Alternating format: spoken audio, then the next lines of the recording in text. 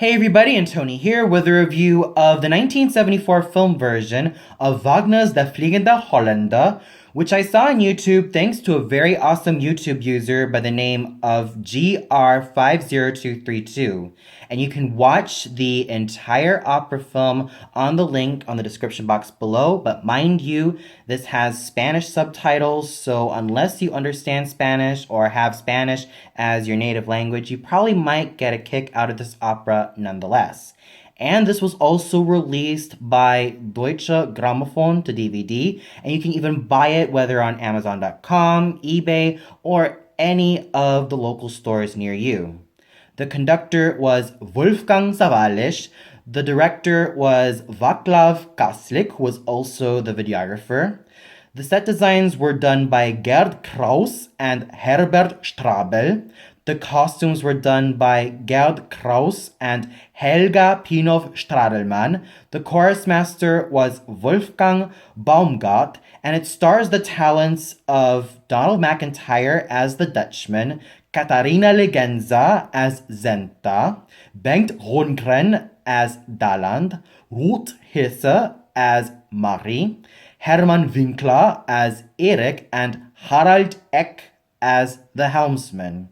I was really curious about the film version of Wagner's The Flying Dutchman, as I've mostly heard about it in passing while I was browsing through pictures on the internet and found out that there was actually a film version of the said opera even being released to DVD. And I've been watching a few excerpts, most notably Katharina Legenza's rendition of the ballad Yo ho ho hoe, traf ihr das Schiff im Meer an, and a few others out of morbid curiosity.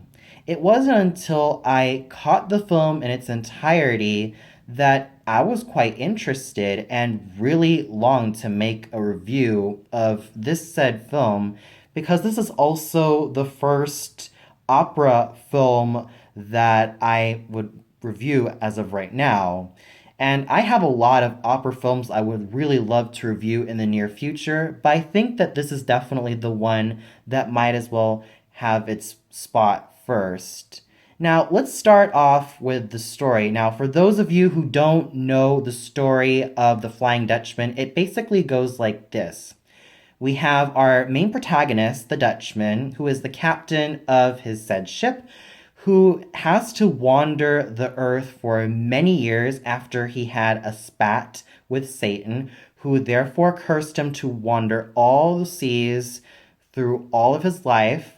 And it wasn't until one fateful moment where Daland and his helmsman spot the captain of the Flying Dutchman, and he basically lands on shore.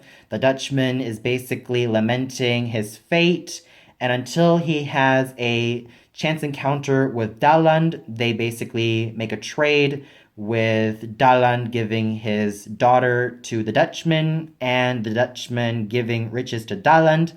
All the while, we have Zenta, who is dreamily gazing on the portrait of the Dutchman while her gal pals and her old nurse Marie are on their spinning wheels, spinning thread and lots of other fine embroidery. It wasn't until that Zenta tells the tale of the Dutchman through her ballad. The women believe that she's completely lost it. Erik still has feelings for Zenta. Daland introduces the Dutchman to Zenta. They're about to get married. Erik still pines for Zenta. The Dutchman feels betrayed. Zenta totally reassures the Dutchman that she has always loved him. She jumps to her watery grave via a cliff and is therefore reunited with the Dutchman. And all the while, Daland, Marie, and Erik are at total shock about everything that has happened. So that's basically the story of The Flying Dutchman in a nutshell. It's a pretty epic story, considering that this is also an opera by Wagner. Enough said. The cinematography is quite well done, with a lot of the camera angles really giving you that sense of adrenaline and that sense of excitement in its own special way, And I also love the designs of a lot of the ghostly crew members of the Dutchman, each of them being covered with some type of barnacle or even some type of mysterious sea slime, which makes them look pretty mysterious. And I totally love the dark setting that this entire opera takes place in. It really is ideal to set the entire opera film version in such a dark and stormy afternoon, night, any time between those two time periods, and it really does not disappoint whatsoever. The visuals are so well done, and even the opening credits will definitely leave you swept off your feet, as the paintings really are absolutely gorgeous. They really get you in the mood for what you're about to get yourself into, and it's just absolutely a blast. And the costumes are absolutely gorgeous to look at as well. What's also noticeable is that Mari looks slightly younger than portrayed in a lot of the old nursing maids that we usually get to see in a lot of the other traditional portrayals of Mari from the said opera. But I thought she looked really gorgeous in her own special way.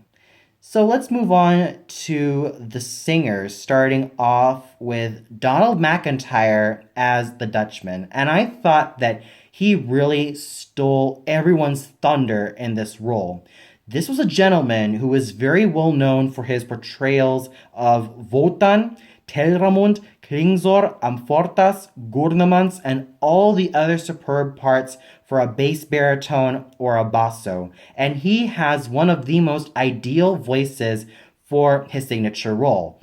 It's dark, it's rich, it's round, and it's so homogeneous throughout all the registers, and he really knows how to make the Dutchman a rough, tough, yet very sympathetic character who has his moments of suffering, anguish, and his need for redemption and saving. You could really see it in his eyes, in his mannerisms, and even how he sings, that you really get to see the desperation and hear that desperation crawl out from his soul in such a very wonderful yet harrowing manner. He was definitely one of the greatest singing actors in terms of Wagnerian operas, and he has been lauded by fans and critics alike for performances like this. Then we go to Zenta, sung by Katarina Legenza, who was absolutely great in this role. She has a very gorgeous sounding timbre. It's bright, it is scintillating, and it is quite young, and she manages to really make the best out of this wonderful Wagnerian character. Sure, at times she can strain at the top, but she still maintains that youthfulness and that focus that she really gives to her voice. Her acting may not always be that grand, but she still manages to portray Zenta as someone who has seen visions and someone who is quite overwhelmed by a lot of things happening. She was definitely a pretty fine portrayer of Zenta, and I really have to hand it to her voice for having that shimmer and scintillating quality that she's been very well known for. And then we go to Daland, sung by Bengt Rundgren, who has one of the most gorgeous basso profondo voices ever, and he has a very homogeneous instrument. He manages to make Daland both a rough and tumble character and a very loving father, and combines those two facets very, very masterfully. And he just sang the heck out of his role wonderfully. With Ruth Hesse as Mari, she was absolutely gorgeous in this role. Sure, I would have loved to have a darker sounding contralto, like one who sung Erda, Ulrika, or Clytemnestra to sing this wonderful character role, but Ruth Hesse manages to make the best out of this character with such dignity, charm, and a very well-focused, dramatic mezzo-soprano slash mezzo-contralto voice, which is so well measured and has that really nice smoky timbre that I deeply admire in any mezzo-soprano. And we have Herman Winkler as Erik, who manages to have a perfect combination of lyricism and dramatic singing, and he combines both the lyrical elements of Erik and the dramatic singing really, really well. And he manages to portray Erik as a young, impassioned person despite being the oldest member of the cast. Mind you, he was already in his 50s, while the likes of Katharina Legenza, Bengt Rundgren, Donald McIntyre, Ruth Hesse, and Harald Eck were already in like their late 30s and mid 40s and early 40s. He was basically in his mid 50s, but he manages to do a very fantastic job, really sounding young and looking quite dashing in his own special way. Harald Eck really does steal the show as the helmsman, as he has a very gorgeous lyric tenor voice, which he manages to put a great use to, and he does a great amount of justice, really making the helmsman come alive, all thanks to his youthful appearance, his charm, vivacity, and his overall versatility, really balancing a lot of the helmsman's lyrical singing with some of his more dramatic moments. So the singing was really, really well done, but I really have to give it to Donald McIntyre for really giving off such a stirring and exciting portrayal of the Dutchman, and the conducting done by Maestro Wolfgang Sawallisch was totally well done, alongside the chorus done by Wolfgang Baumgart.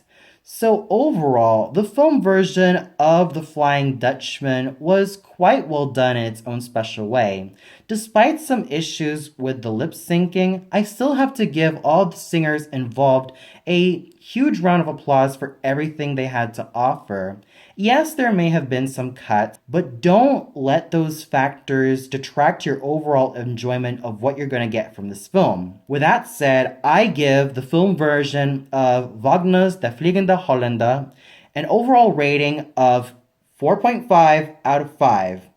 I definitely place this high because everything was really well done. For example, the cinematography, the costumes, the overall aura of the entire shebang, and even the singing, which was headed wonderfully by the magnificent Mr. Donald McIntyre.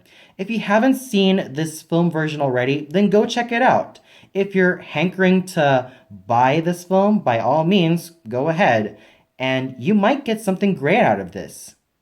Well, that's all for now. Be sure to tune in tomorrow where I get myself into yet another film in collaboration with Tony Watley II's, aka the Black Critic Guy's Puke Cinema. And according to him, this is a film that he himself absolutely loathes worse than The Gallows. So until then, good night, everybody.